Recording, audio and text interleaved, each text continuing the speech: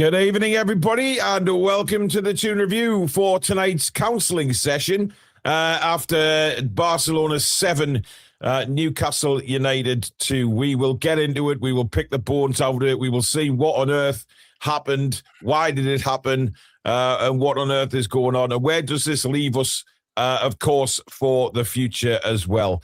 I am joined tonight by Mr. Billy Trey. Good evening, Billy. Yeah, good evening to you, and good evening to the Toon Review Massive, the Magpie Depressives, and the rest of you outstanding super people who are out there in viewerland with their head behind a cushion.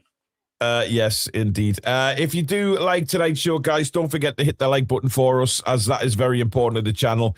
Of course, do subscribe if you are new and you like what you see on the Toon Review. Come and join this fantastic community that we have here. Of course, memberships are available, which is the join button just underneath me and Billy, and also super chats are available. And if you do super chat, which is the $sign at the bottom of the live comments, we will guarantee to read your comment out as a thank you for super chatting the channel. Right. I mean, there's all sorts going on today, Billy. We'll hear later on in the show. We'll hear from Eddie. We'll hear from Hansi Flick. We'll hear from Anthony Elanga, and we'll hear from Simon Jordan, who's been, and I have to agree with what he's come out and said regarding this 2030 from David Hopkinson, that, we have to now start seeing something from the owners. Simple as that. It's got to be. But we'll hear from him later on as well. So those are to look forward to. Kind of look forward to, I guess. I mean, look, your starting lineup, Billy, last night, I think he surprised everybody by playing Kieran Trippier. I didn't expect that to happen. I have to be openly honest. I did think he'd put Dan Burn in because it's Dan Burn and he tends to go with Dan Burn. But that is a talking point from last night, Billy, as to why he decided to change 50% of the back four after such a heroic defensive performance against Chelsea. Little bit strange that he decided to change half of the back four. He would have some experience in there. I'm guessing. I don't know. I wouldn't have done what he did. I wouldn't have brought in Kieran Trippier. Mm-hmm. I'd have kept Tino Livermento in. I probably would have kept Botman in as well, to be fair. But Eddie Howe picks Dan Burn when he wants to pick him, and that's virtually every game that he's available for. So.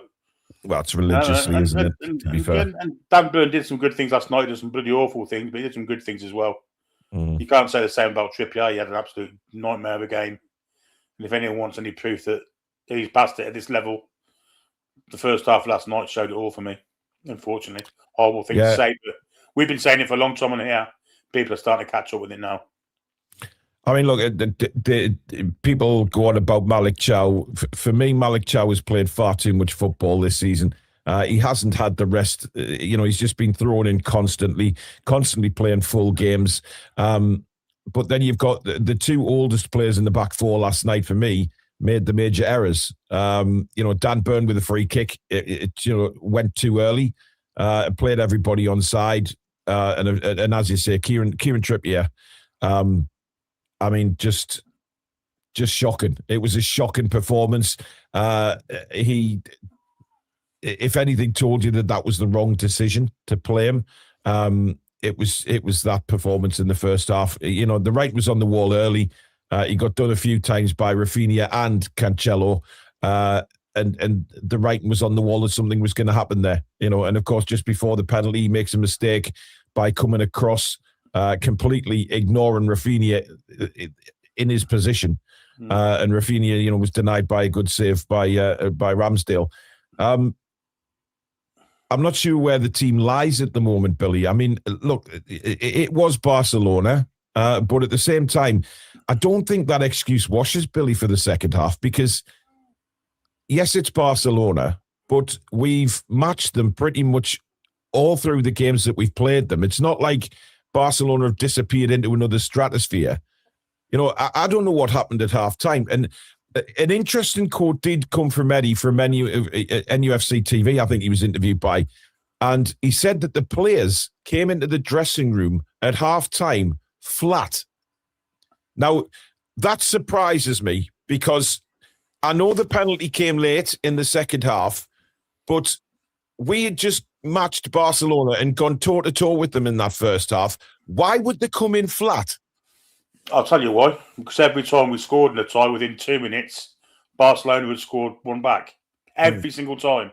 Whether it be the Harvey Barnes goal or St James's. Our first goal last night, they scored virtually straight after that. And we got level with them again. And then they scored with a penalty straight after that. Penalty killed us. I said at the time that's killed us, and it did. The amount of time we managed to get ourselves back level with it within seconds or minutes or whatever it was. Definitely not a long period of time. They'd taken the lead again, either by it was all by mistakes actually. So I can understand why they were flat. I can't understand why they surrendered though second half. It was an all-out surrender at second half.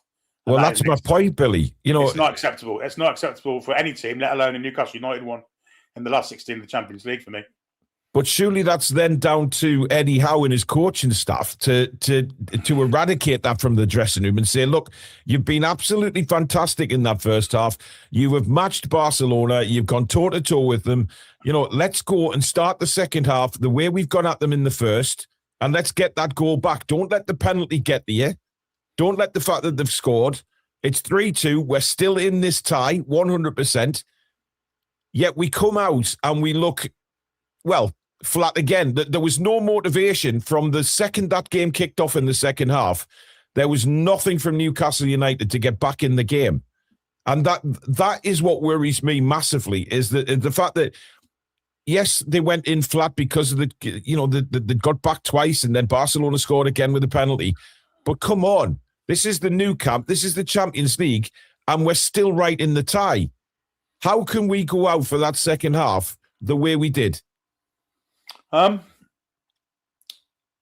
for one, if you need motivating to play in the last 16 tie for the Champions League in the new camp, then maybe you shouldn't be a professional footballer. That's one thing I'd say. Two, how many times this season have we come out for the second half flat, unmotivated, totally lost the plot, different from first half, second half? Yeah, it's not the first time. It's happened, I'm going to say, at least 10 times. So it's not like it's a one-off. It's happened time and time and time again this season. It's definitely not just a one-off. It's a symptom in the club that needs to be eradicated sooner rather than later. And it's finding out where it's coming from. To me, it comes from the manager, because he's in charge of the halftime talks. He's in charge of the tactics. Yeah. Something has to be, I don't know what he's saying, but the results are always the same. We come in, having played fairly well first half. Halftime team talk, we say every week. What's Eddie Howe saying in that dressing room when we've conceded after 3 minutes in the second half? What is it? What is he saying? Is he injecting them with his own mind? I don't know what he's doing. We don't know. I mean, but it's gone on way too long now, and I'm sorry. I love Eddie Howe. I think he's been a fantastic manager for us. He took some great adventures, but he's reached his level now for me.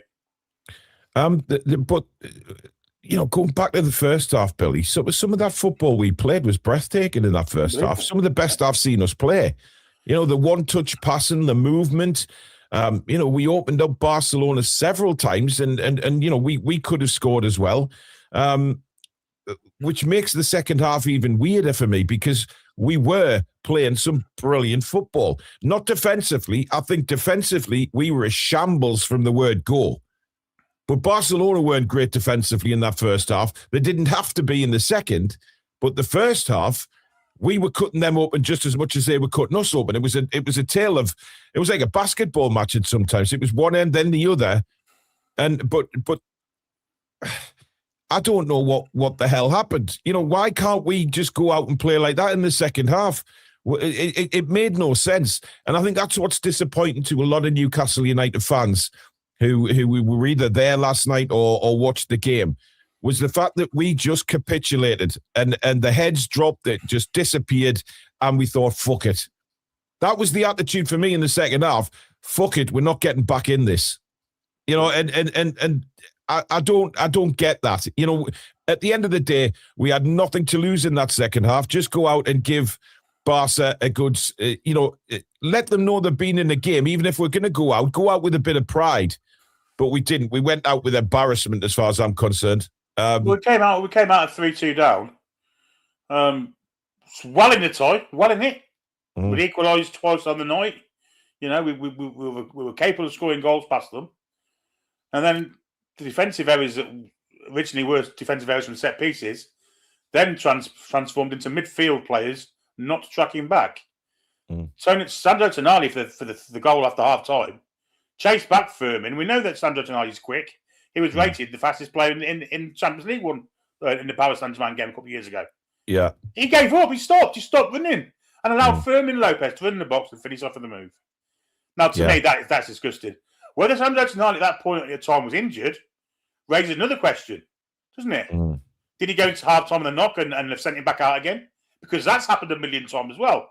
So every single symptom you want of bad management, bad tactics, bad in-game management, potentially all involved last night.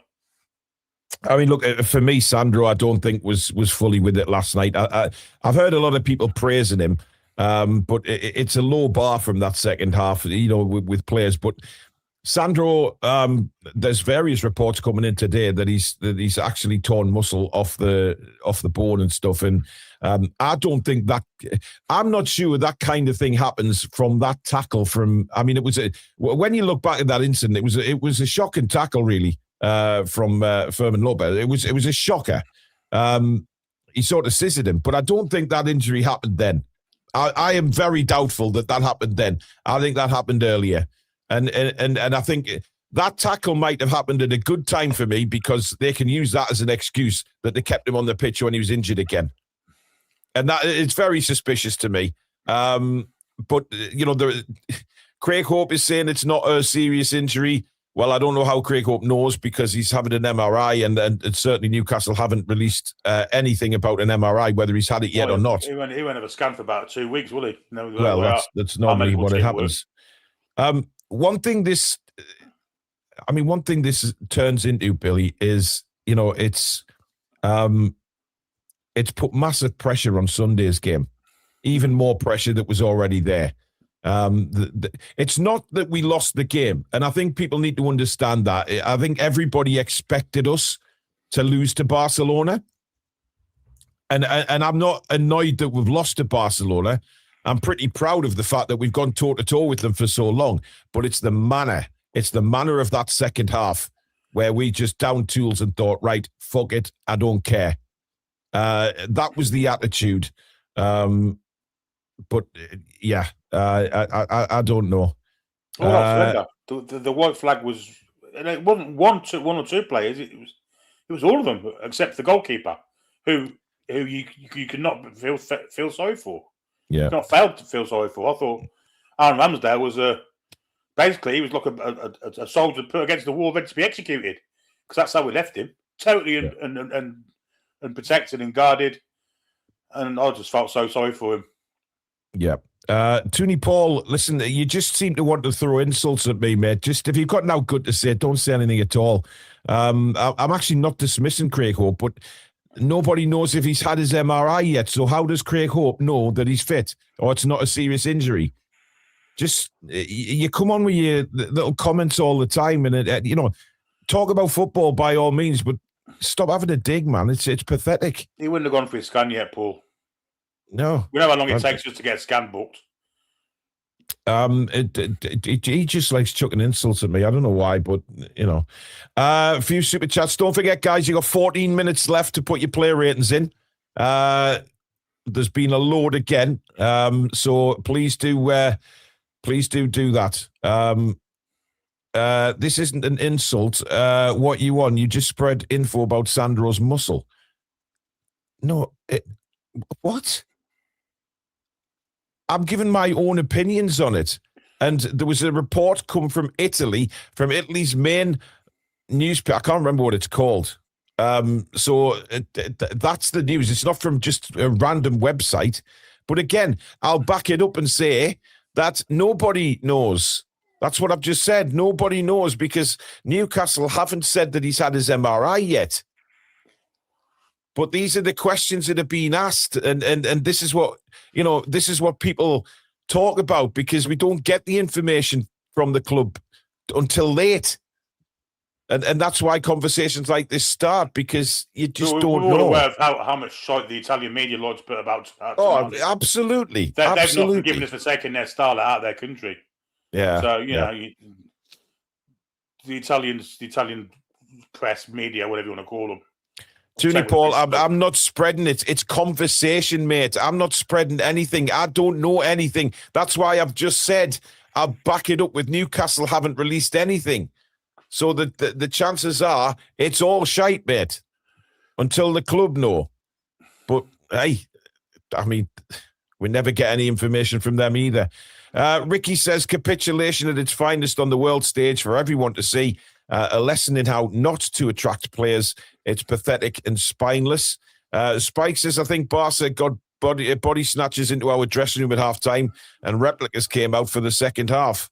Warren says, I'd like Simon Jordan as CEO. He's not a shit governor. He is. He needs to send Palace bankrupt, mate. Yeah, but he does know what he's talking about in certain things, Billy. Well, he also approves, of course. Yes. On merit. On merit. Andy says it's not the loss that hurts, it's the manner of how we lost. Gutted. We don't demand a win. We just want to see heart and desire. Second half, shocker. Nick says, when you have trips in ahead of Tino, burn ahead of Botman, it's obvious where the issue is. Sorry, but it's time to move on to the next level without Eddie. Jared says, guys, Howe has only one way of playing, high-intensity press, which kills the players. It's just not sustainable. They become exhausted. They were done. I can't disagree with that because that has been questioned many, many times, and maybe that is why the second half turns into the second halves that we've had. John says most teams will lose at the Camp Nou. There is no shame in that, but to capitulate so catastrophically is unforgiving. We saw everything that is bad about our team and our manager last night. Trolls, member for an incredible 50 months now on the channel, one of our longest subscribers to the channel. How has to go?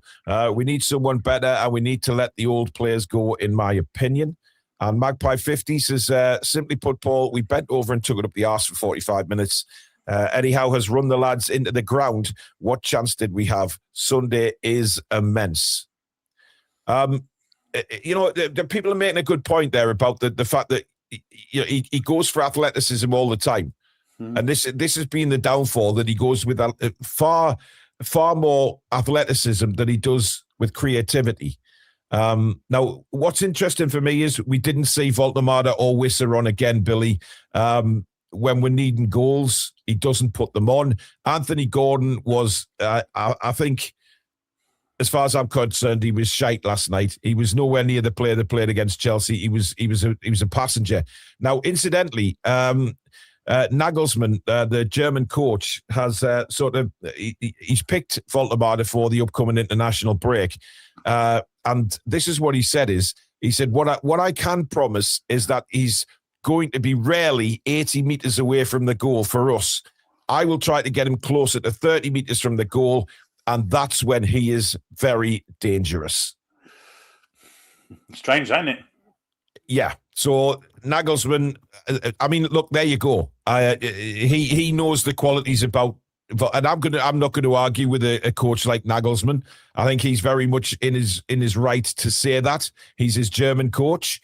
And that just says to me that maybe a lot of people in Germany are thinking, what the fuck is Voltemada playing in midfield and then not even getting time on the pitch against Barcelona when we've paid 70 fucking million pounds for him?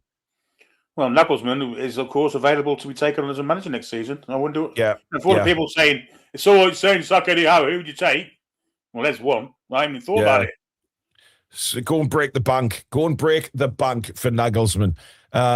Look, I think, this isn't all on Eddie Howe. I think the players need to take a lot of responsibility for the way they just dropped heads as well. I mean, there's no excuse for some of those mistakes that happened on the pitch last night. There is no excuse. It was child's play at times. And I just can't believe what we witnessed, because at half-time, Billy, on our match day live, we were still really pumped. And we were thinking, wow, we've just watched a superb game of football in that first half. Yes, there was mistakes, but try and eradicate those mistakes and play the same way. And Barcelona were probably expecting a really, really difficult second half. But it never happened. I was foreseeing victory. I was foreseeing celebrating a historical victory at that. I thought we were well in the tie. I thought we had the players to really hurt Barcelona. As long as we could tie up a little bit at the back, we could win the tie. And to be honest, I was kind of 70% expecting to win the tie as well, even though we were 1 down. I guess so. How wrong could you be? But no one foresaw that at half time, despite it happening time and time again this season. You know, you look back on it, you think, well, of course it's going to happen. It's happening all the time. But for that 10 minutes of half time, I was convinced that we were going to win that tie. I think if we're openly honest, Billy, I don't think we actually expect. I think we sort of thought there'd be more goals, but for both sides, the goals weren't finished for both sides. It was going to be that second half where we'd probably accept that Barcelona would probably get another one, but we could go and get a couple. You know, and maybe the balance would be set right in the second half. But unfortunately, I expected that Trippier coming off would have strengthened this by tenfold. Yes, he was that bad. However, if anything, Livramento was terrible yesterday, and that's been highlighted. I was just watching the Geordie journals before we came on, and they said the same. He just did not look interested last night, Tino, when he came on. But he's probably pissed that he didn't start the game, to be honest. Yeah. If I was Tino, I'd probably expected to start that game, especially after putting in such a performance against Chelsea. How can Eddie Howe sit there in press conference and say, your performances dictate whether you stay in the team?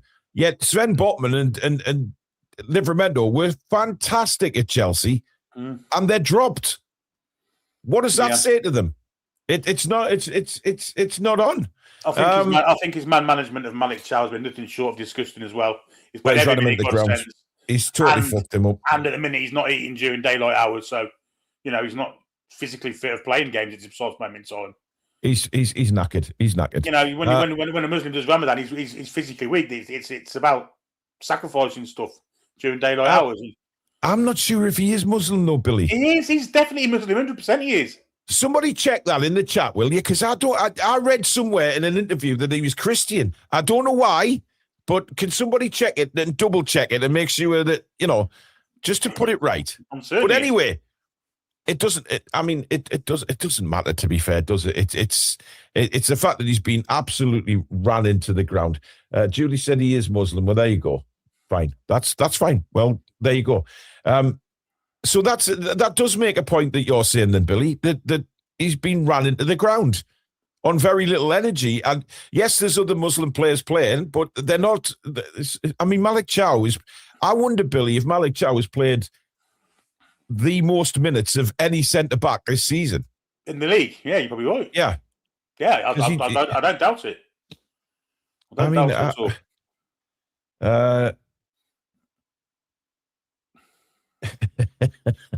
Just read Chris's comment there.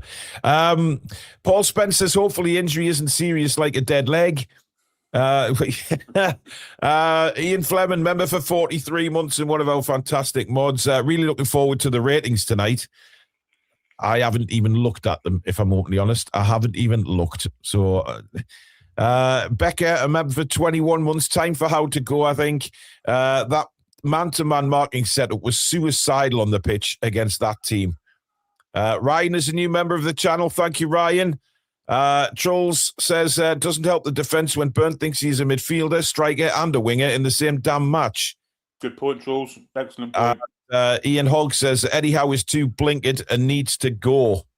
Now, I'm going to play Eddie Howe's clip now. And the start of this clip angered a lot of people, especially last night when the clip first came out, because he's smiling. And after a 7-2 defeat, you'd think he'd look a bit angry. But anyway, make of it what you will. This is what Eddie Howe had to say after the game. Eddie, a tough way to go out.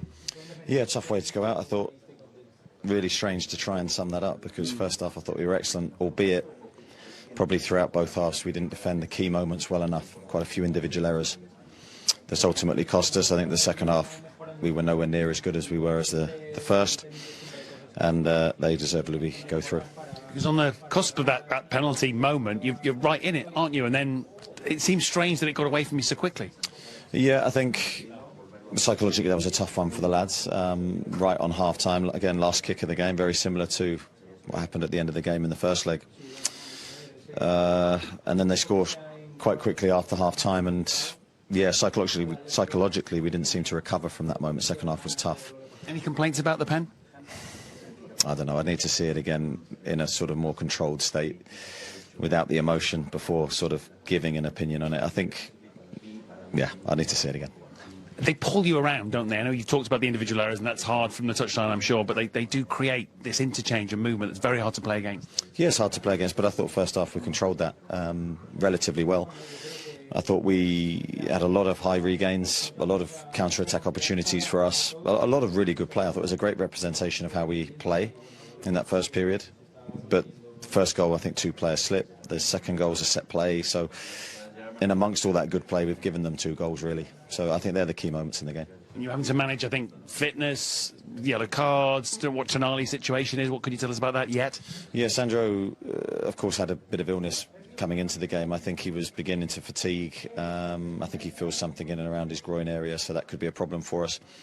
Yeah, there was a few players we were trying to manage in that second half. Yeah, and now you have to, I guess, like managers do, look forward to what you can salvage from the Premier League finishes. How possible to get back into Europe? Yeah, that's the plan. I think we have a massive game on Sunday, so there's no time for us to dwell or feel sorry for ourselves. We've got a huge game for our supporters, for the football club, for the whole city on Sunday, and we need to focus on that. Appreciate your time. Thank you. I don't know about you, Billy, but it's just his after match comments are becoming. It's just like he's reading off a script all the time. Well, he's doing what he always does. He's trying to pull the wool over supporters' eyes. Yeah, he's just been beaten with a disgraceful second half performance. Yet all he seems to want to talk about is the first half, where we were quite good. Forget the first half. The first half means absolutely fuck all. It doesn't matter. We got our arse absolutely handed to us on a plate on the second half because we surrendered. We capitulated. Simple as that. The thing is, as well, I mean, you can't, like you've just said, you can't gloss over that second half. No. You simply can't. Because, you know, managing players and things like that. I'm sorry, but like you said at the start of the show, Billy, fatigue should not come into this when you're playing in the last 16 encounter at the Nou Camp against Barcelona. Where is the adrenaline running through that side saying, yeah, come on, we've matched them first half, let's do the same second? There was none of it. There was no determination, no motivation within that side in the second half. It was so different to what we saw in the first, where we were playing brilliant football consistently through that first half, moving forward. Defensively, not obviously, but and then, you know, in the other interview he had with someone else, he talked about the uncharacteristic errors again. Well, I'm sorry, they're not uncharacteristic, Billy, because we keep seeing them week in, week out. Absolutely, absolutely. His job at half-time should have been, you're still in this tie, you're well in it, they're shit scared of you, and he should be bigging the players up. He should have been bigging the players up. I don't know if he didn't, but it didn't look like it when they came out second half to me. It looked like they were flat as a witch's tit. Yeah. No inclination of trying to get back in the game, especially once they scored another one. They should have come out feeling 10 foot tall second half after that first half performance, and what the manager should have said to them. Yeah. Not a sign of it. I can't say what he said, but looking from afar at the manner of the players and the way they came out second half, that wasn't said to him at all. I mean, he doesn't seem to realise that, you know, there's a lot of Newcastle fans who've watched football for decades, and you cannot pull the wool over anybody's eyes when it comes to what we're seeing. And you're right what you say. It doesn't matter how well we played in the first leg. It doesn't matter how well we played in the second half, because at the end of the day, in the first half, we were thumped in the second. There's no excuse. Doesn't matter. Doesn't matter if it's I don't care who we're playing against. I can go down, I can lose a game with a bit of fight, but there was nothing. That was just give up. And I think he did that with his substitutions as well, with the players that he brought off, kind of accepting that it was over and let's save them for Sunderland. But one player that did star in that first half for Newcastle was, of course, Anthony Elanga. 2 goals yesterday. Looked very dangerous. Yes, he gave the ball away a few times, but I think that's a part of Elanga's game. But you have to credit him for getting on the end of the two that he did, and he did cause them problems. But this is what the Swede had to say after the game. Well, Anthony, that was, I guess, all in all, a difficult night for you and your teammates. Yeah, I think when you make mistakes, teams like Barca they punish you, and I think today it was just errors that cost us. Really, I think we was in the game for most of the parts of the game, and something we need to reflect on. The support we had from the fans was amazing, and I'm just proud of the lads for everything we've done so far in the competition. It's just a shame that we lost in the manner that we did. I think we could have played even better, but it was just a game of errors really, and something we can look back on and hopefully make it better now for the game on Sunday. Because the first half, by and large, was certainly good in parts, wasn't it, for you? Yeah, for sure. And even in the last bit, I thought it might be a penalty. I'm not too sure. I'm not watched it back yet, but I feel like if the referee gives one, he's got to give the other. So, but yeah, we played well in the first half. I think it was a really good game in the first half, and I think we should have built from that in the second half. And but it's not much we can do now. We just got to focus on the positives and try and take some positive out of this game and make it right for Sunday. Those mistakes that you mentioned, is it to do with the kind of chaotic atmosphere, the huge stadium, the moment? I don't know. No, it happens in football. If you make errors, you get punished, especially against teams like Barcelona. But we can't really dwell too much on that. We all make errors. Anyone can make mistakes, but we can't focus too much on that. We just got to focus on the next game now. You scored 2 yourself tonight, so you'd love obviously a different ending, and for that to be in a different context, you'll have to forget about it almost. Of course, on a personal level, it's nice to score. For me, I want those goals to turn into something, to win, to help the team, and something I can build on. But just disappointed with the way we lost in the manner that we did, especially on the goals that we conceded. I think we can do it better, but we can't dwell too much, and we've got to focus on the future now. Now, what came across to me with that interview, Billy, is he's gutted. I think he is absolutely devastated, considering he got the 2 goals, and we were certainly in the game in the second half. And but you go back to what Eddie said when he said that the players were flat when they came in.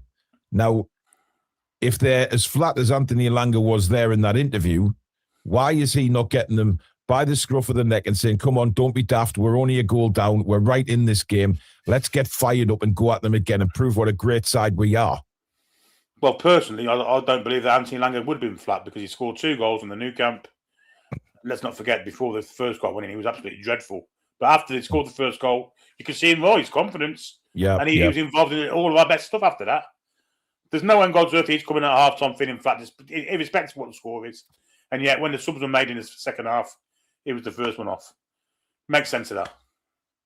I mean, I don't understand why he brings Jacob Murphy on. It's just a fucking waste of time. To anyone who was causing problems, who wasn't flat, couldn't have been flat, he'd scored twice. Yeah, Murphy was fucking terrible. Why would you take him off? Yeah. I know. But like I said earlier, Billy, I think he's looking to Sunday's game. He's given up. He's given up and thought, right, I'll rest a few ahead of Sunday.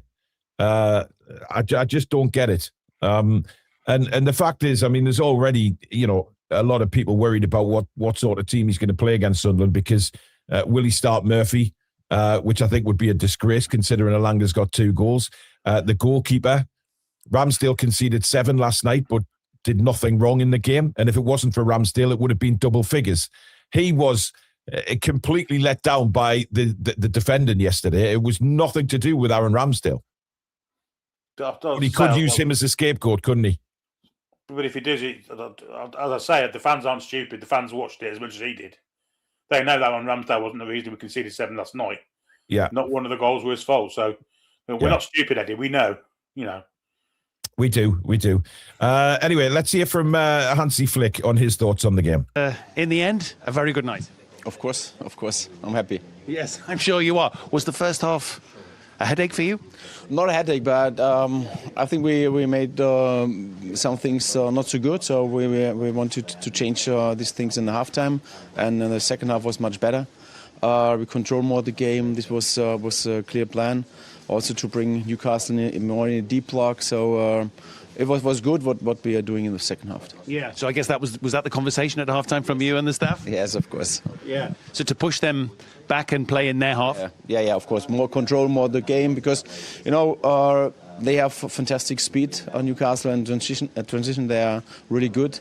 And in the first half we made many mistakes, because we wanted to play directly in the offense, and it was not so clear, not so serious, and we made it in the second half much better. Yeah, is that the kind of Barcelona you want to see every game?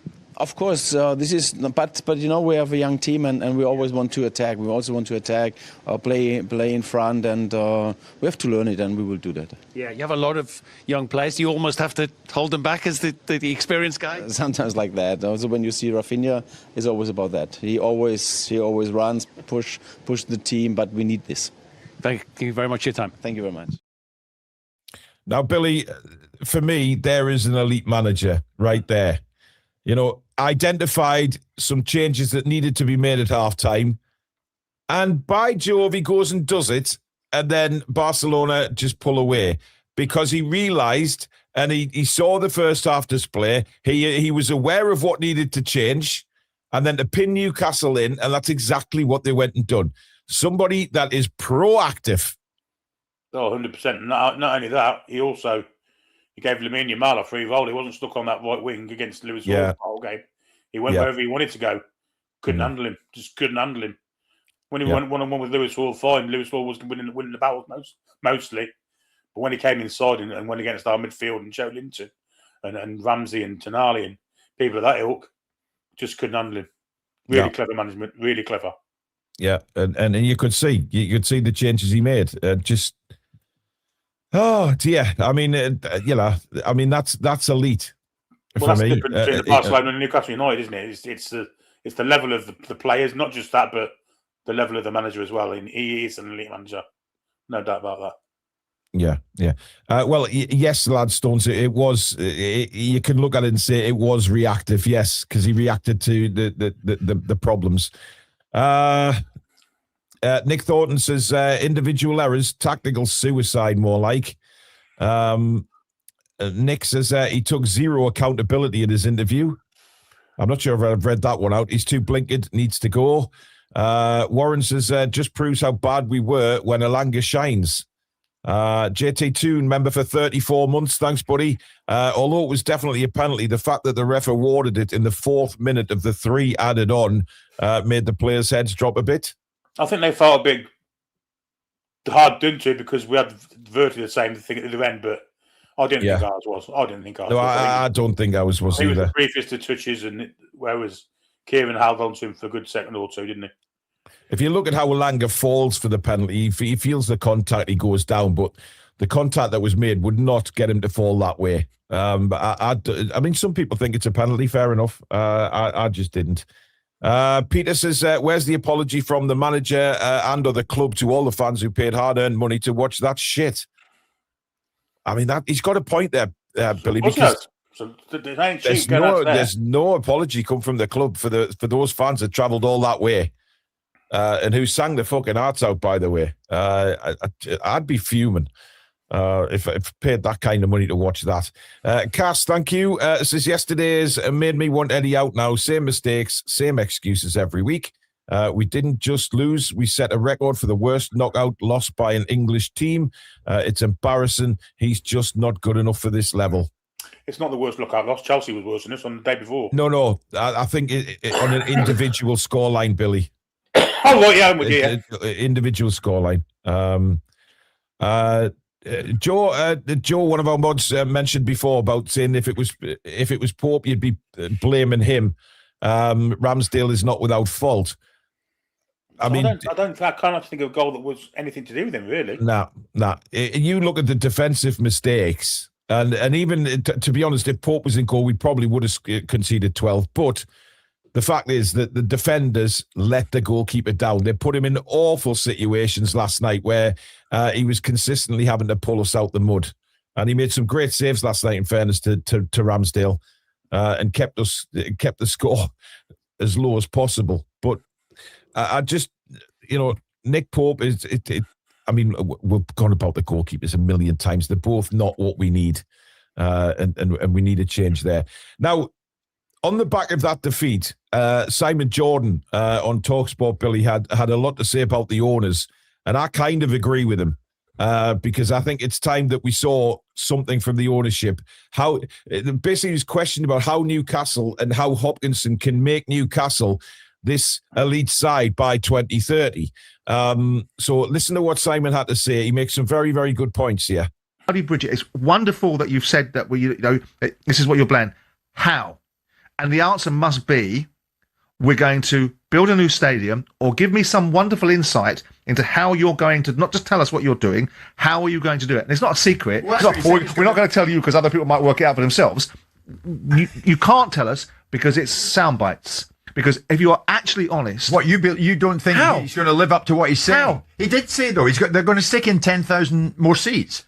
They're developing it. They're expanding it. Fantastic. They're going to do it. If you build, so what's your beef about that? If you build a new stadium, you open up a whole raft of other opportunities, which is why they build new stadiums. If you were to build a 75,000 seater stadium in Newcastle to fill it, that's not 10,000 seats, that's 25,000 seats, that's a 50,000 uplift. You then build in all the enabling, all the digitalisation that they all know goes into stadiums that can actually monetize it way beyond just people sitting their bums on seats once every 2 weeks. It brings it into play for all manner of other revenue streams, all manner of other opportunities, all manner of other conference and banqueting, which throws in tens of millions of pounds, which then throws in commercial endorsements on the top of it. So then you start to bring in this extra 30, 40, 50 million quid. Now, I've said previously to West Ham fans, pack it in. You can't expect people to build a stadium just because you want them to, because you don't like the ownership. These guys can.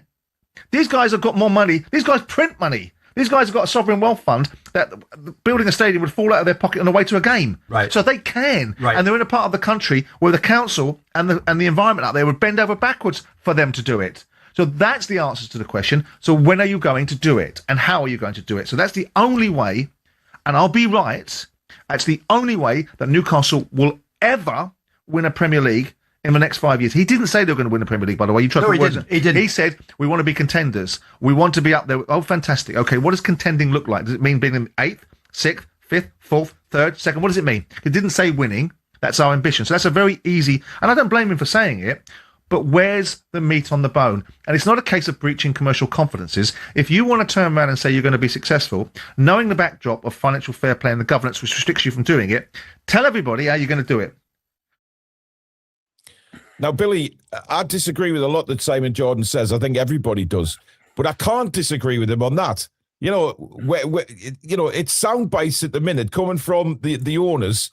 They're not putting anything up. It's nearly 5 years now into the takeover and nothing. This new stadium. And I agree with what he says about the new stadium. It's fair enough putting another 10,000 in at St. James's Park, but that's just bums on seats. You look at the revenue a new stadium, the build of a new stadium, what you can put around a new stadium, the fact that you can get boxing, wrestling events, all sorts of stuff in the off-season, pop concerts, all of this stuff comes with a new stadium, and the revenue builds and builds and builds.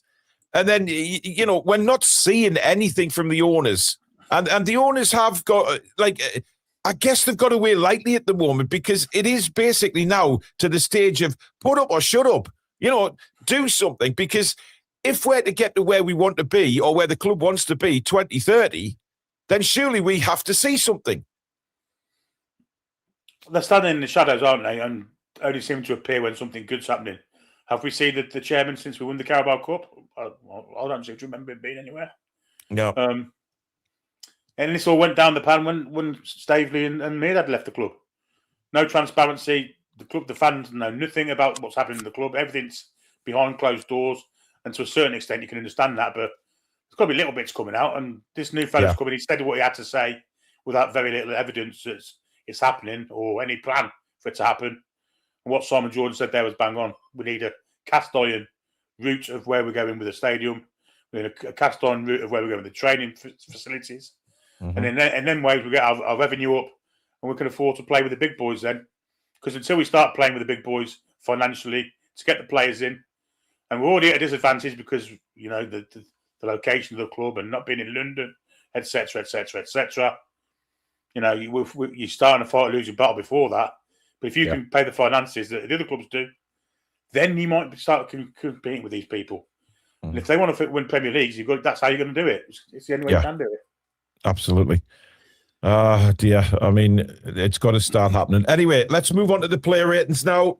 Thank you to everybody that's been on the website and put your player ratings in. Really do appreciate it. If you haven't, take part in the chat with your player ratings. Let us know what you have rated them. Paul Spence says, is Hall a target for Barca in the summer? It'd be a target for somebody.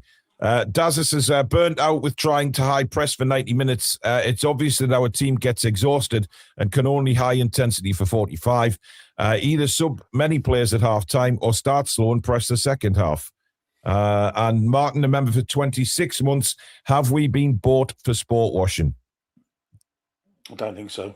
No, I'm staying away from that, to be honest. I mean, that's. Well, they don't need us for sports washing, do they? Let's be honest. No, they've got the Formula One, they've got the golf.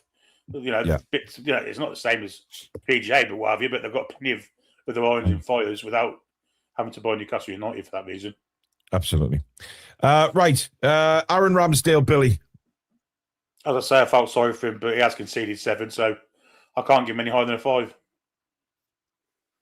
Well, many people would say, what, a 5? You've given him a 5 and he conceded 7?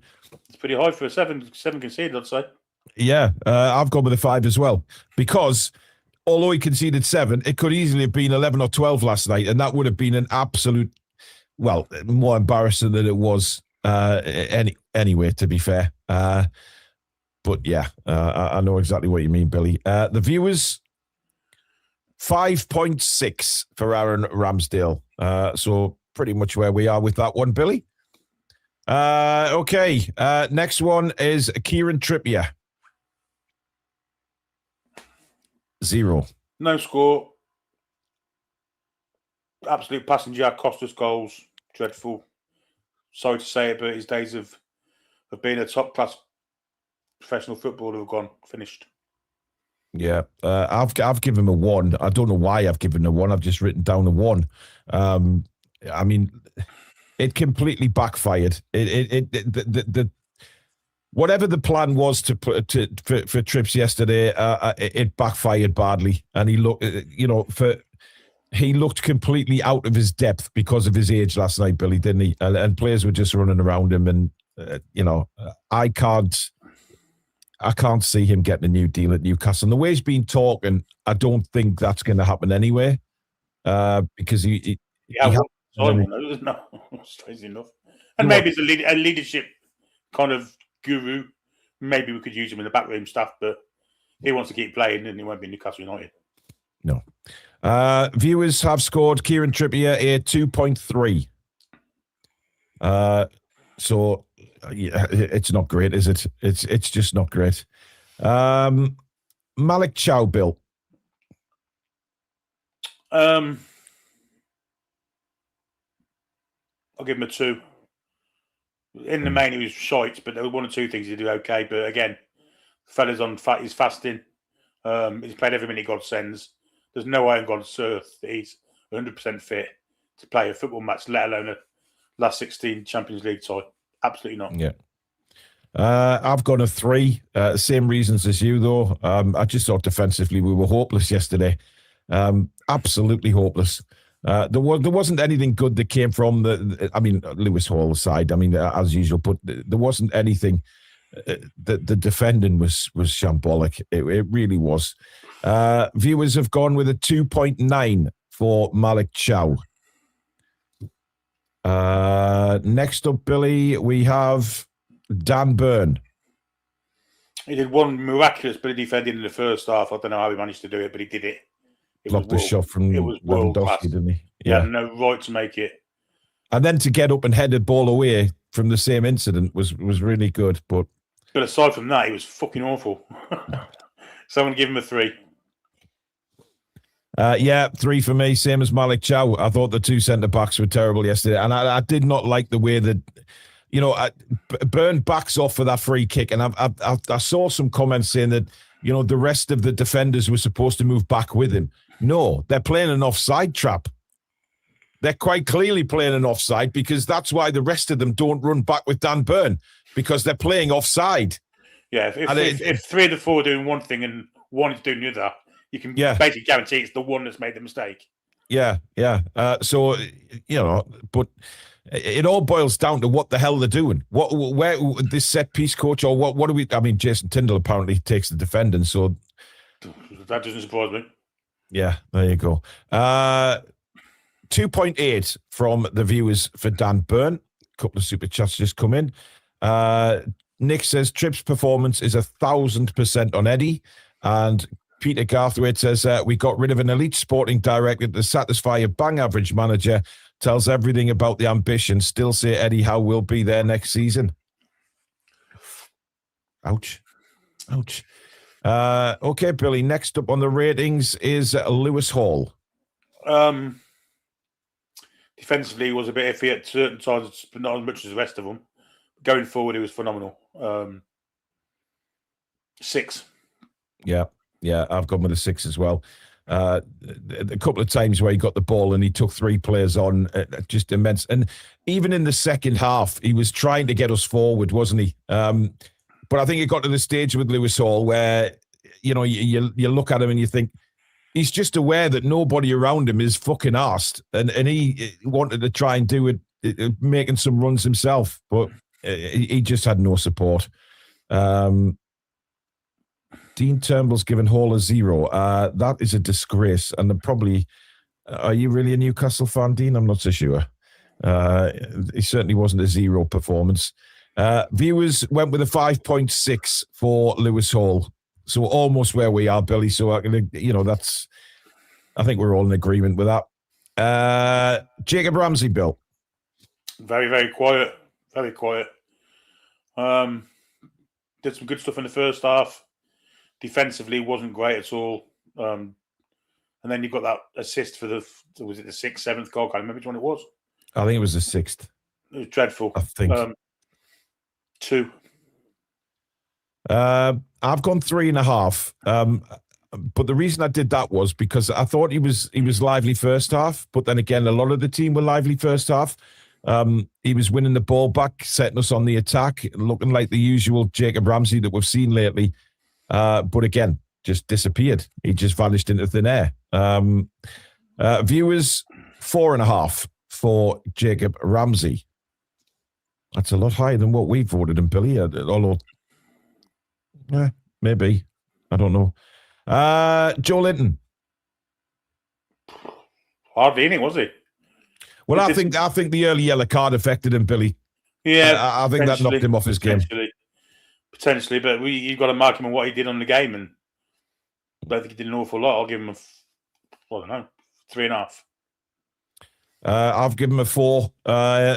He was out the game, but I do think that the yellow card affected him. Again, you look at that refereeing performance with his bookings, and some of the bookings he was giving us compared to Barcelona's grabbing of the shirts and stuff like that, it was disgusting, quite frankly. But it is what it is. The viewers have gone with a 4.8 for Big Joe. Next up, Billy, we have Sandro Tonali. I thought it was average first half. I didn't think it was great, but he stretched the imagination first half. It was okay. But, I mean, in the 5 or 10 minutes on second half, he ran back with Fermin Lopez and stopped. Just think, I can't be arsed with this, and stopped. Allowed him straight in on goal, scored. Just surrendered, give up, didn't give a shit. But he was also on the marking of Rafinha for the first goal, Billy. Yeah. And he's standing 3 yards away from him, making no attempt to go and get the ball. Yeah. That was disappointing for me. Defensively, he was fucking dreadful. And given he's our defensive was supposed to be our defensive midfield player, and you can blame the defence as much as you want, but if they get no support from the man that's put in front of them to help them, it's unfair to mark them low and not mark the man in front of them low. Yeah, 2 for Tonali. It was dreadful. I've gone with a 3. But we don't. The thing is, Billy, we don't know how long he was injured for, because they're making out that he got injured in that tackle. But the way he wasn't, the way he sort of was ambling back, it didn't seem to me like he was fit enough to be on there. But We'll never know that, and certainly the club won't accept that. They won't say anything about it. It'll make No, the of manager course look more not. stupid, won't it? And Yeah. Indeed. The viewers went with a 4.4 for Sandro Tonali. Next up, Billy, is Anthony Elanga. that you've already put a score for. I've gone with a 7, Billy. The viewers have gone with a 6.9, but I've gone with a 7 simply because it's 2 goals. I can't give him any higher because he was pretty poor before he scored the goal. Had he not scored, he was another one in the 2s and 3s, but he scored 2, so that obviously gives him some good. And when he then decided to come across the ball pitch, and he was really involved in that fantastic move that we didn't score from. But it was some of the best football I've seen. It was superb football. I think 7's fair, and given we've lost 7 something or other, it's a good mark and our best player. Yeah. The viewers give him a 6.9, Billy. Just for anybody that didn't. Yeah, we were. Jesus Christ. But Elanga is now Elanga's now the viewers' man of the match. Yes. Anthony Gordon, Billy. Did he play? Well, he missed a really good chance. I mean, he had 2, but obviously the second one was offside, but he should have scored, really, from that first one. But apart from that, I mean, did he do anything? He did a bit of pressing, but, I mean, night and day from what we saw against Chelsea. He got too far across the goal for his chance that he should have scored from. If he just held his run a little bit and took the ball where he was level with the goal, not past them, he might have scored. Yeah. And the other one's offside from, but I'm going to give him for the pressing, 2. I've gone 2.5, but exactly the same reason as you, Billy, for the pressing, and it just so disappointing.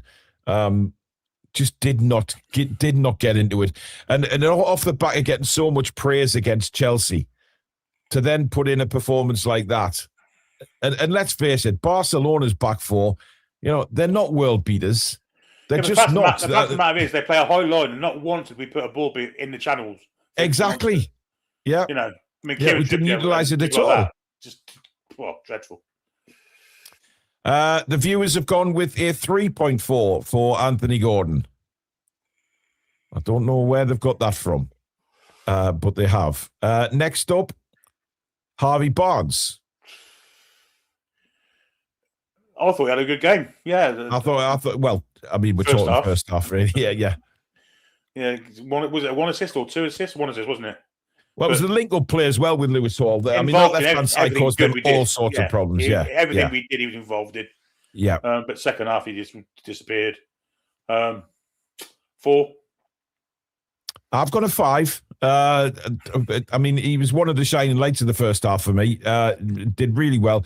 The link-up with Hall was really good, and Barcelona couldn't get near them. The little flicks, the little 1-2s they were playing, it was really good to watch. But unfortunately, as I say, I mean, Barnes as a forward, that second half, you're not getting the ball basically because we just gave up. And the times he did get the ball, there was nobody up in support, and it just didn't happen. Viewers a 4.6 for Harvey Barnes. Now into the substitutes, Billy. Sven Botman. Don't think he did anything, to be honest. I mean, we're coming to it, made it a back 5. We look no more secure with the back 5 as what we did a back 4. So 4. I've given him a 3. I didn't see anything from Sven Botman. The whole lot of them couldn't defend for Toffee yesterday. The viewers 3.6. Says it all, doesn't it? Says it all. Will Asula, but he only came on for what? A couple of minutes? I don't know. He almost tackled himself in the corner flag. Yeah, he did. He did a bit of an about, but I don't think he was long enough to warrant a mark, was he? Well, the viewers have given him a 2.8, but I'll give him a 2.8 then. Tino. Dreadful. Just really, really poor. I mean, 3 times, Billy. 3 times he kicked the ball out of play. Yeah, I mean, he was. This zonal marking shite. I know you're supposed to mark areas, but if Robert Lewandowski's in that area, surely you've got to call for someone else to swap with you when you're seeing Livermento. It's brains. Two, and that's generous. Yeah, 2 for me as well. And I do think we're being generous. I just think, but I don't. I can understand him being pissed off for not starting the game, Billy. But then you have to go out there and prove why you should have started the game, and he didn't. Sunday should be the chance for him to do that, but I mean, is it that? Is it the fact that he wants to be at Man City? I don't know. We don't know, do we? I mean, the thing is, Billy, he can't do anything about it till the summer, so he may as well just perform for us. And to be fair, he owes us because of the injuries he's had. Yep. The viewers give him a 2.8 for Tino Livramento. Jacob Murphy, Billy. I'm going to give him a 3, but I don't know why. I don't remember doing anything. He didn't. I think he only touched the ball 3 times. Well, there you go. He's got a point for each time he touched it. How many times give it away? 3. 3? I've gone 2.5. I just, there was no fucking point bringing Jacob Murphy on. I don't understand it. It was just bull, but it was just bull rot. Simple as that. 2.6 from the viewers for Jacob Murphy. Not great. Joseph Willock, Billy. Thought he got a harsh booking. After all the fouls they'd made during the whole of the game, he comes on, makes one little tug on the shirt, gets booked for it. Yeah. I thought that was harsh. But again, we don't recall him doing much. 2. Yeah, 2 for me as well. I mean, you can't. Player comes on and doesn't have any impact in the game. I mean, you're not going to score high, are you? And a 3.1 from the viewers for Joe Willock. And that is it for the player ratings. Well done to Anthony Elanga. Yes, I'm sure he'll be celebrating his absolutely. victory. Yeah. Well done, Anthony. You are the viewers' man of the match. And, I mean, unbelievable, really. I mean, had I have played, I might have got viewers' man of the match. That's how bad it was. Indeed. Right, get your ratings in for Eddie Howe.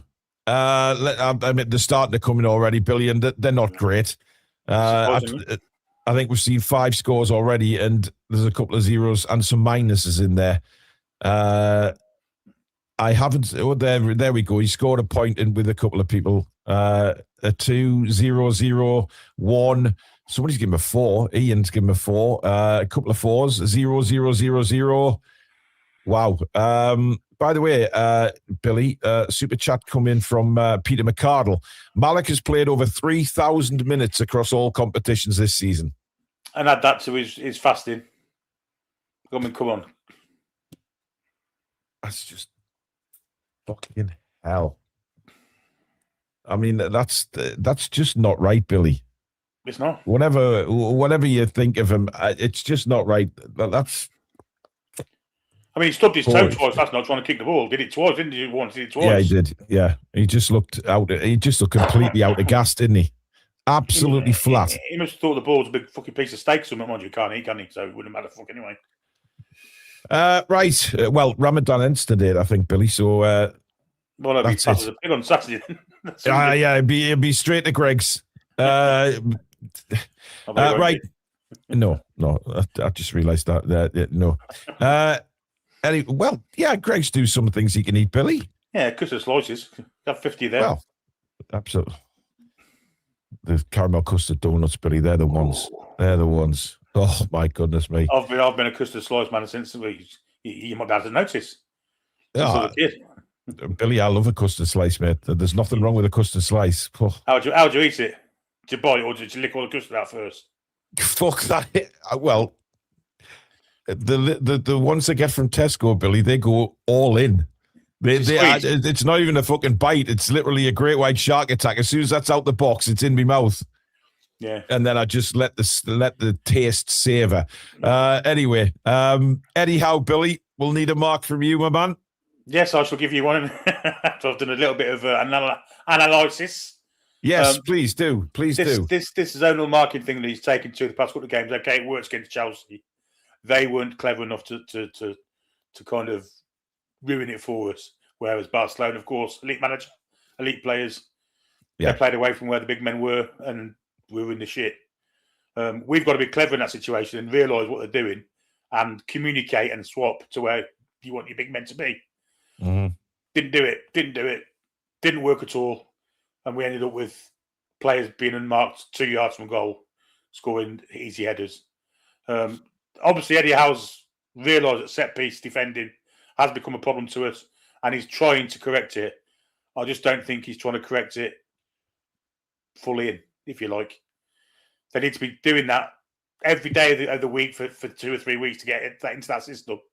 And obviously, that isn't the case. So if they want to maintain that, they've got to keep practicing. He gets a 0 from me. Team selection was poor. And he waved the white flag as much as the players did. Yeah. So it's a 0. Yeah, 0 for me. But more context to what you said, Billy, is the fact that he openly admits that his team came in flat at half time, and he couldn't motivate them. What does that say to you? And then you've got a manager in the opposite dressing room who realizes who isn't going to sit on his hands, and he's going to do something to try and change the game.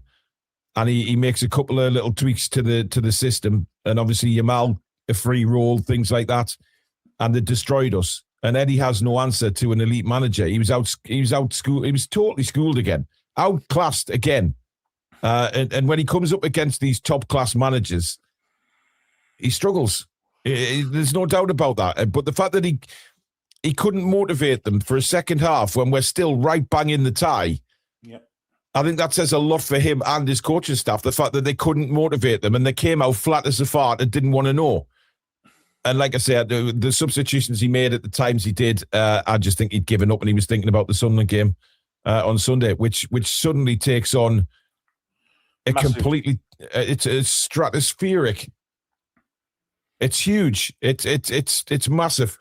But we will see. By the way, the preview for the Sunderland game will be on Saturday. I'm out tomorrow night, but me and Billy will do it on Saturday. Are we thinking around tea time Saturday, Billy? Yeah, not no later than 5. Well, we'll probably go at 4. We'll probably start at 4. 4's fine. Yeah, 4's fine. So 4 o'clock on Saturday afternoon, we'll do the preview for the Sunderland game. I will do a video tomorrow morning, though, on Eddie Howe's press conference. Let's see what the manager has to say tomorrow morning. Unless you want to do it tomorrow morning. Oh, hang on, no. Can't do it tomorrow. No, it's just... Yeah, we'll do it Saturday, Billy. We'll do it 4 o'clock Saturday. So get that in your diaries, folks. Don't forget, we are now available as a podcast again on Spotify and Apple and all that kind of thing, or whatever you listen to your podcasts on. Just search for the Toon Review. Normally, they're live around about an hour after the show. So if you fancy listening to it again, please do. And if you can, leave a rating on there for us as well. But thank you very much for tonight, everybody. Thank you for all your contributions. Thank you to the mods and Billy. And the biggest thank you always goes to you guys out there. If you haven't done so already, please smash the like button for us, as it's so important for the channel. And of course, if you're new, please do subscribe to the Toon Review. And we'll see you all again very soon. Good night. However, that's and lasses. Come back and check out the breeze.